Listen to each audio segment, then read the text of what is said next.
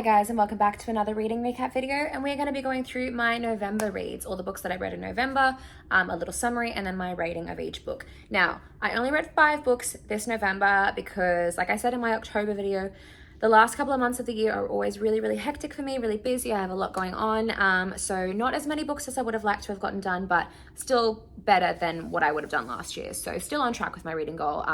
5 books of the month done. Let's get into it.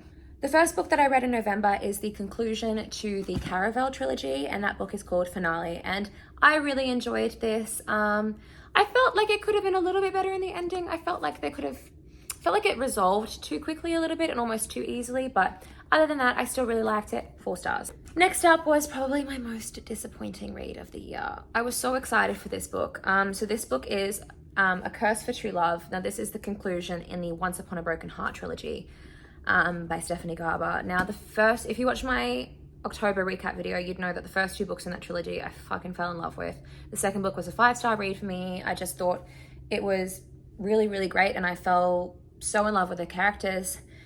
And I was so excited for this book, and when it came out, I picked it up and I was ready to get into it, and I was really disappointed, to be honest.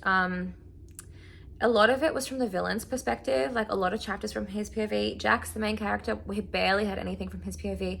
There were so many plot holes, there were so many things left unanswered, and I felt like it was just so rushed, and it didn't go in the direction where I was expecting it to go. Like I said, there were so many plot holes left. Apparently the author had written a darker version of this that was darker, but apparently, I don't know if this is true, this is completely a rumor, but apparently her editor didn't like it and made her rewrite the whole thing from scratch, and then that's what we got.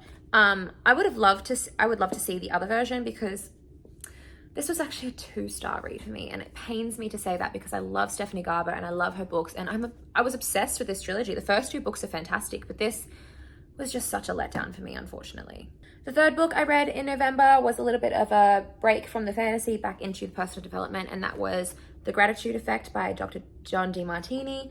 I've done quite a few of his books. The Breakthrough Experience is a book that I think literally every single person in the world should read.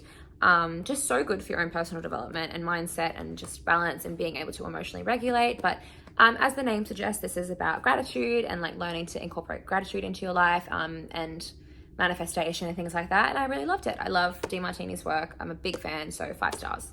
Next up was a really anticipated read for me, Iron Flame.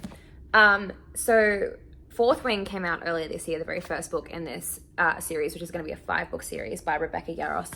And obviously the world was taken by storm with Fourth Wing. Like, it just became so popular. Like, everyone was reading it, everyone was talking about it. And then she came out with a sequel within the same year, and that is called Iron Flame. Now, this is a big book. And when I say a big book, this has also got quite small text. Like, it's only almost 630 pages. However, with the size of the text, the word count is actually quite high. It's actually very similar to Kingdom of Ash or Crescent City by Sarah J Maas, and those are 800-page plus books.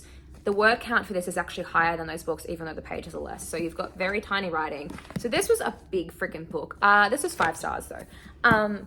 Fourth Wing is 5 stars. This Iron Flames, 5 stars. You should have seen me as I was in the last couple of chapters of this book. Hey, like, I was on the edge of my seat. I think I filmed my reaction. I posted on my Instagram, and my dog, like, I was going like, oh my God, like, because shit was going down, and my dogs were shocked, like, they were concerned about me. I just had such a good time with this book. The cliffhanger at the end, I need the 3rd book now because it was just so good. So Iron Flame, 5 stars. And then the last book that I read in November was called The Space Between Worlds. Now this is from Micaiah Johnson. I'm pretty sure that's how you pronounce her first name. Now this was actually a sci-fi, like a science fiction sort of fantasy book, which I really loved. Basically, it's kind of like, if you guys are Marvel fans like I am, it's like the multiverse kind of theme, but she's able to travel the multiverse, and she's dead in almost in hundreds of worlds. She's dead, and she's only alive in like 8. That's all I'll say. I really enjoyed it. It was 4 out of 5 for me. So there you go. That is my November reading recap. I hope you enjoyed it, all my 5 books. And I will see you in the next video. Mwah.